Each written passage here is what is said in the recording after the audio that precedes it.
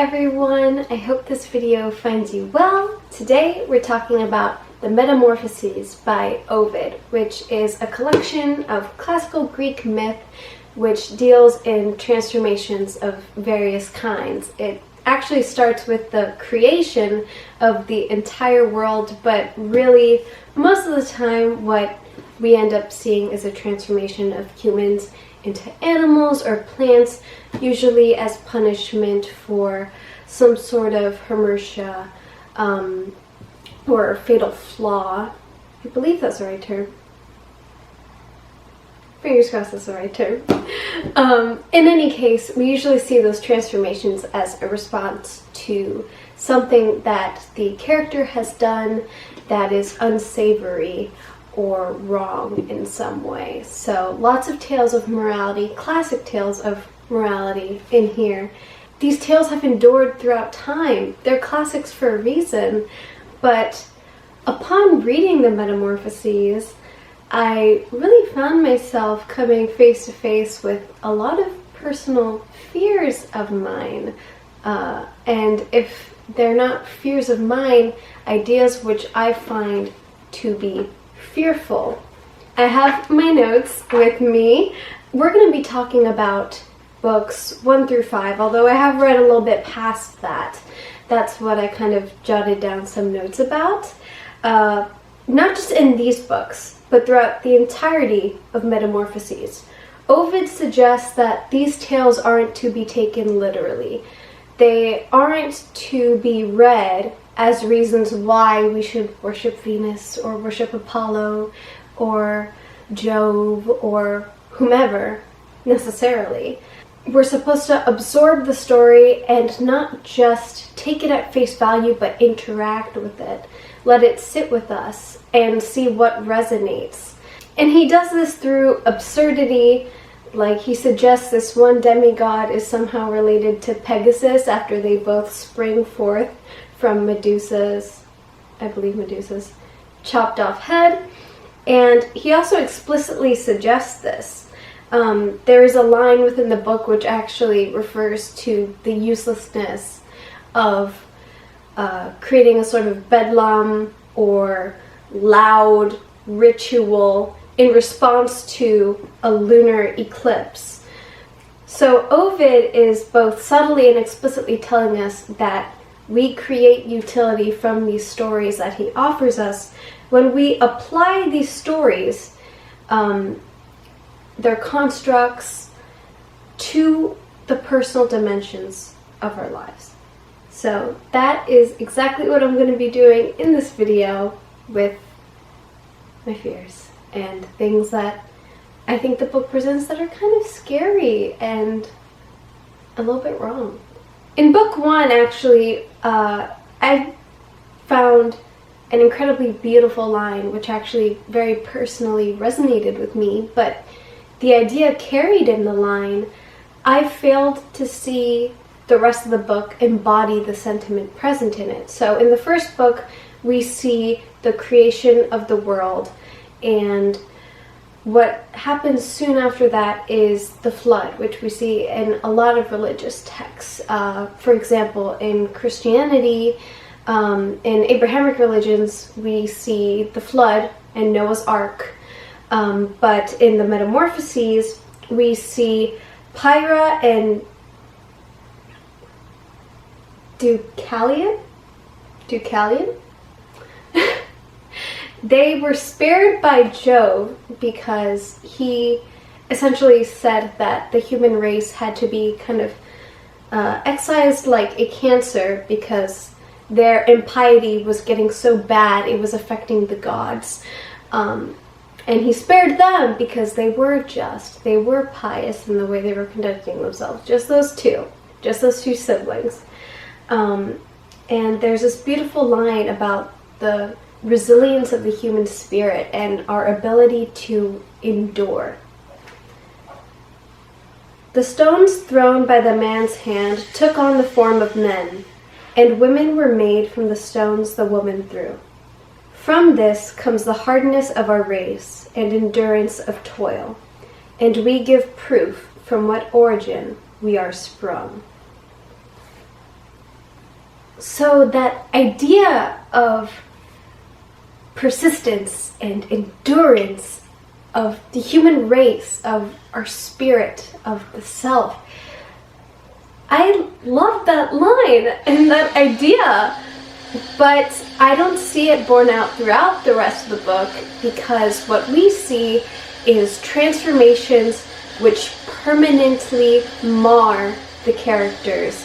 They are not able to redeem themselves from mistakes. They are seen as little moments which define the person for the rest of their existence, which come to define their entire being, which I feel goes directly against that idea of endurance, because if we cannot endure our own mistakes and grow from them and showcase our resilience in that way, what good is that endurance? What good is that resilience?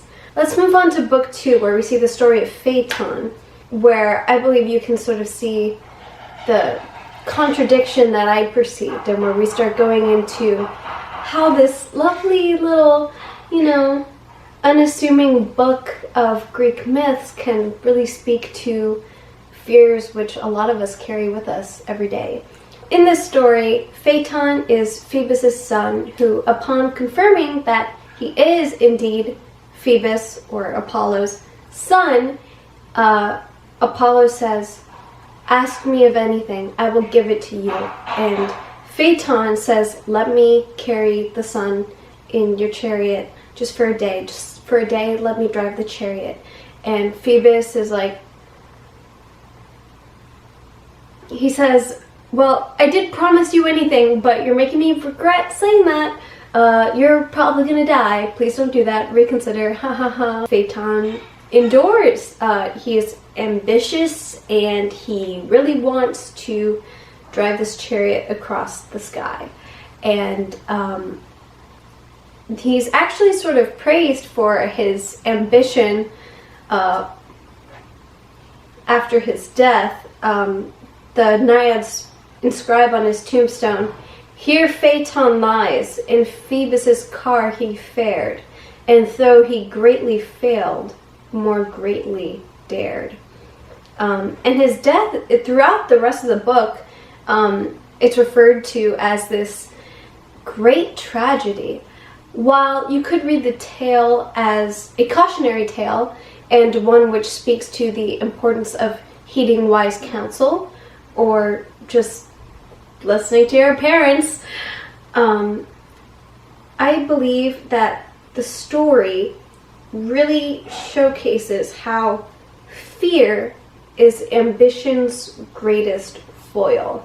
I believe this resonates with a lot of people, and that this is ubiquitous across all kinds of people who find themselves under the label of perfectionists, that we fear failure so much. And a little bit of fear can be healthy in that it encourages us to not fail, to not slack, but this story showcases how that can be to the detriment of our success. And it does that by telling us what exactly leads to Phaeton falling out of the sky. Now, he's already not really listening exactly to Phoebus's instructions, but he's still there, and he's looking back, he's looking ahead, and he's scared of the length of the sky that he's already traversed and the length of the sky that he has to go. But when he becomes overwhelmed by this anxiety, that's when he finally drops the reins. And even before Phaeton gets in the chariot, Phoebus warns him of fear. He said, "Even I, the chariot is essentially my home. This is my job to do this. But I still get paralyzed by fear sometimes when I'm that high in the sky. And that's really hard for me." And it's that fear that leads to him crashing down to earth. But this story also reinforces that crippling fear of failure, because Phaeton makes that one mistake and he is dead. forever. And he was defined by that moment when he let fear overcome him. And that in and of itself is incredibly scary. Yeah, that story definitely spoke to my perfectionist tendencies. I recently took the Enneagram test just out of curiosity, and I got the perfectionist, so you can imagine how closely that story speaks to me when I deconstruct it in this way. Moving on to book 3, we have the story of Narcissus, which is just, everyone knows the story, the man who falls in love with his reflection in the pool, and from that tale we get the term narcissist. I mean, this story is just iconic, but I'm going to deconstruct it in a sort of different way. Of course, it's a tale that speaks to the dangers of just being so self-absorbed, how that's unhealthy.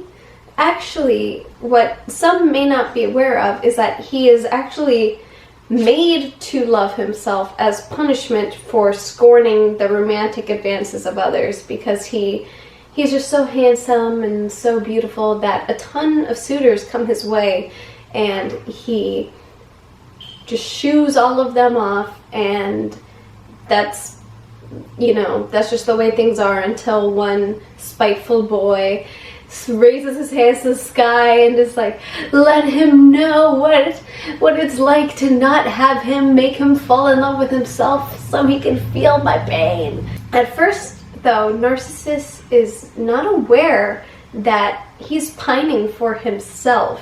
Unwittingly, he desires himself.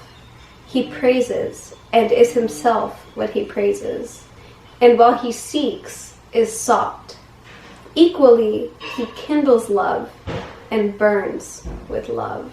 What I find the just completely terrifying aspect of the story is the lack of self-awareness which is limned in that passage. That component of delusion present in Narcissus's pining for himself is one that can be removed from that context of being a narcissist, and is widely applicable in a number of ways. For example, we can turn that on its head, and oftentimes when we find ourselves judging others or envious of others or angry at others, and we're reacting to things which we believe to be present in that other person, what's really happening is that we are gazing into that pool and we're reacting with indignation at something which we dislike or maybe even despise in ourselves. And it's that lack of self-awareness which led in part to Narcissus's ruin, but which more often than, you know, actual narcissists in real life, that lack of self-awareness can lead to our own ruin. I like to keep up a habit of daily meditation, and I'm constantly looking for ways to grow and cultivate myself as a person and foster kindness for others in my life who I might have a hard time communicating with. And the thought of being so out of touch with myself that I can ruin myself, like Narcissus, is one that scares me personally, because I am someone who values introspection, healthy introspection, very, very much. Now, book 4 is where we get to ideas that I find more fearful in others because I find them harmful.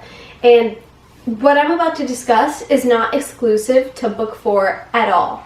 This mentality that I'm about to discuss saturates the entirety of the Metamorphoses, and what I'm about to say is definitely not a unique criticism of Greek myth at all, but I want to share it anyway because I'm reading it and it's on my mind, and what's on my mind is what this channel is for. So here we go. There's this idea in the Metamorphoses that men and women who are victims of assault are not only transformed by it, but they're defined by it for the rest of their existence. And we'll get to this in book 5, but in some cases they're even seen as partially responsible for the assault and the trauma that they experience. So in book 4, I have 2 cases here.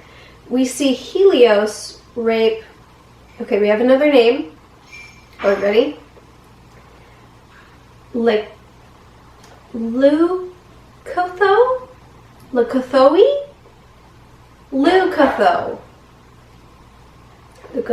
Her father learns of the rape, and his reaction is to kill his daughter, and then out of grief, Helios sprinkles some nectar on her corpse beneath the ground, and she becomes a bushel of frankincense. And within the same book, we see 𝕬 who is a water nymph, a female. She assaults Hermaphroditus when he is bathing himself in a pool, and becomes so tightly bound to him that she literally becomes a part of him. Like, this is where the term hermaphrodite comes from, because he became half woman and half man when 𝕬 gripped him, assaulted him so tightly that she literally physically altered him forever. And the legacy of that assault lives on not just in his body forever, but it mars the body of water that he's in forever.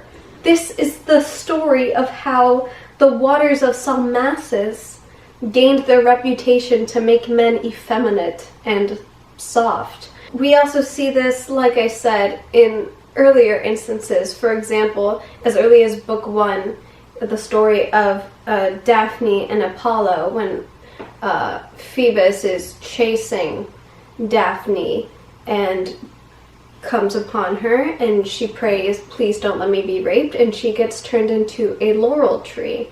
And what these transformations suggest is that if we are victims of something, we are defined by that. And that, I feel, completely contradicts that beautiful passage from book 1 about endurance. Because if something can happen to us that we didn't even choose to happen, and we are defined by it forever, and we are ruined by it, then where is that endurance of the human spirit? Where is that hardness, the reclamation?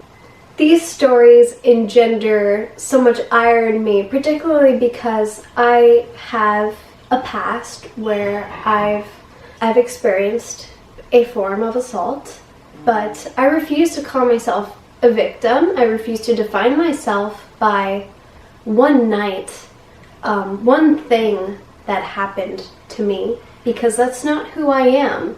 It doesn't need to change me or transfigure me, as the Metamorphoses seems to suggest these instances do. That idea that someone is permanently ruined by something they suffered in the past, or permanently transformed by it, or forever affected by it, is incredibly, let's be honest, offensive, but just so wrong and so untrue. In book 5, we are presented with the story of Persephone, or Proserpina, who is the daughter of Ceres and Jove, and she is forcibly kidnapped, taken to the underworld by Hades, to have as his wife, because he was, I believe he was struck with one of Cupid's arrows. And Ceres appeals to Jove and says, please, please, my brother, father of Proserpina, our daughter has been kidnapped. We need to bring her back home where she belongs, where she wants to be. And Jove scoffs this off and says, but if only we are willing to give right names to things, this is no harm that has been done, but only love.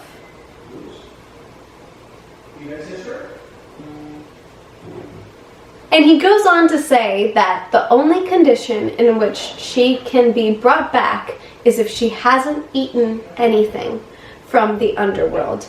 And of course, iconically, she's eaten 7 seeds from the pomegranate. So, too bad, she kind of sort of belongs to Hades now. And, well, that's her bad because she ate the 7 pomegranate seeds.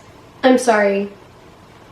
What? What makes this story, the attitudes this story holds, so fearful, so terrifying to me, is that I relate it directly back to conversations I've seen borne out online. Oh, what was she wearing? Oh, she was out at night, she was asking for it. Oh, she put herself in this situation. Oh, she was asking for it.